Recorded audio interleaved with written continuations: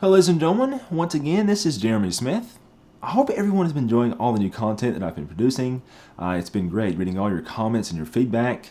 And as you guys know, that's where I continue to draw from to make more videos. So definitely keep all the feedback coming. As you guys know though, I've been wanting to do a lot more sort of in the field tutorials. So today I decided to talk about one thing that my work is characterized by, and that is the use of flash. A lot of times I go outside and it's a beautiful sunny day, and sometimes other photographers or just average people walk by and they say, it's a beautiful day out here, but man, you've got like all this like flash stuff set up. Why in the world do you have all this stuff set up on such a beautiful day? So today, guys, we're going to be answering that question.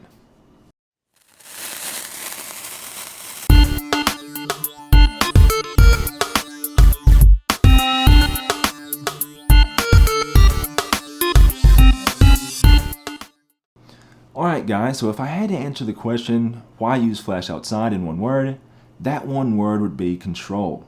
Whenever we start talking about adding flash to a scene outside, we may have beautiful light in our scene already, but if that light's not coming from the right direction, if it's not the right color or the right quality that we want, then we're not going to get the effect that we're going after.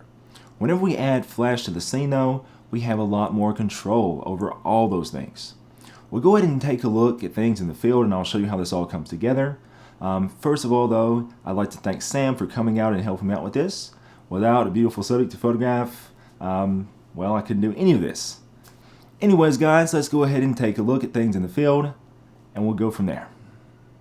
Okay, so the beauty of being able to use flash outside is that allows us to basically be able to control the brightness of our subject completely separate from the background. Now when we use our camera settings, they're generally going to be what I like to call global settings. So you basically change the brightness of every single thing in the scene.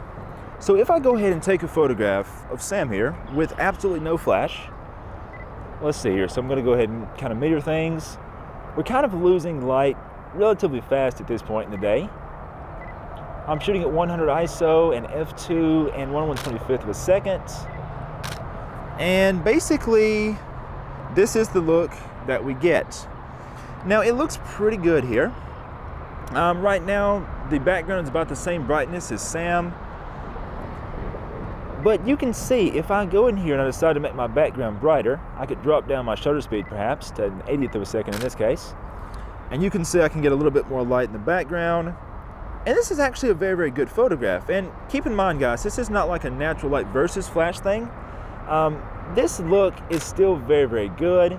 It's going to create a beautiful photograph that you would no doubt be happy with.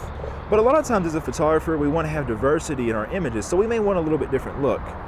But you can see here that we get much, much brighter skin tones from Sam. If I go up to a faster shutter speed here, I can bring down that background light a little bit, that available light. Of course, at this point, Sam's getting much, much darker, way too dark. So in this case, we won't make Sam look like she's had like a really like god-awful tan or something. And we're actually, I like to say ridiculous things to make her laugh on camera. But anyways, in this case, we're going to implement our flash now, and I'll show you what that looks like. Okay, so once we start looking at our flash, the thing I like about this photo system is that I can set my camera to TTL, or my flash to TTL rather, and I can take the first shot, and that will let me meter the subject, and then I can switch to manual, and it will hold those settings. So right now I'm shooting at f2, still say 100 ISO, and I'm going to go to TTL. I'm going to get nice and close to Sam's face, take the shot, it'll read the light, and then we're going to go over to manual, and then I can fine tune things. So I brought my power down one stop, and looks like we're running at 3.5 right now on the light.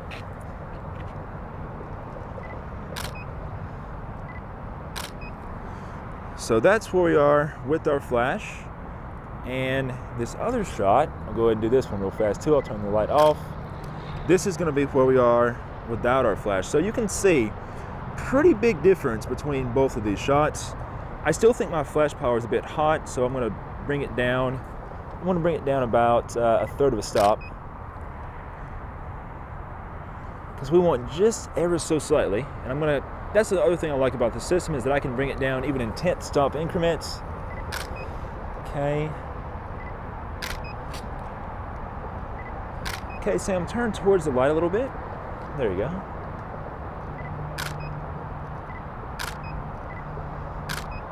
Okay, take your left hand and bring it up towards your face and kind of act like you're sort of brushing your hair back.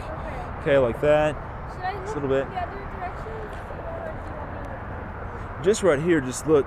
Keep your face in this direction, but bring your eyes back towards me some. Okay, so there you go. Okay.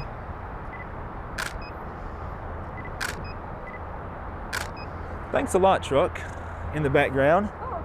to...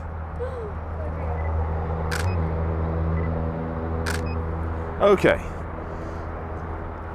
So now we have the effect of our light kind of giving Sam's face just enough light to kind of bring out some of the details. If I use my shutter speed setting, I can go in here and I can really fine tune exactly how I want my variable light to appear. So I'm at 1/160th of a second, but if I go up a bit, I'm going to go up to 1/250th. Now, I'll tell you guys, we are deliberately not shooting this under very bright lighting conditions so we can keep the shutter speed low, because we'll talk about using the flash and high shutter speeds in a later video. Okay guys, as a quick summary of what you just saw, notice that whenever I first started shooting without the flash, I could only change the brightness of the entire scene as a whole.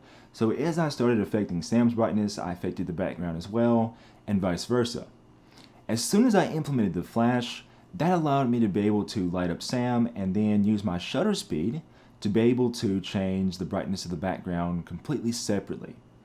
Now that's the cool thing about shutter speed when we start talking about using it with flash. Generally speaking, shutter speed only affects the brightness of the available light and not the flash, except for in one scenario. Now, we will be talking about that one scenario in a future video, but I'm curious guys, I want to see how much information you know. So if you know which scenario I'm talking about, write me in the comments below. If you're not already subscribed to the channel, obviously subscribe for all the latest updates. Be sure to click that little bell notification looking icon thing beside the subscribe button, and that will allow you to turn on all the notifications so you'll know when I upload a new video. Also be sure to follow me on social media. I'm known by my very modest username of PhotogJ the Great. Also, be aware that in the description of this video, you can find not only a list of all the equipment I use to make this video, but I also have some sample photos in the description for you as well.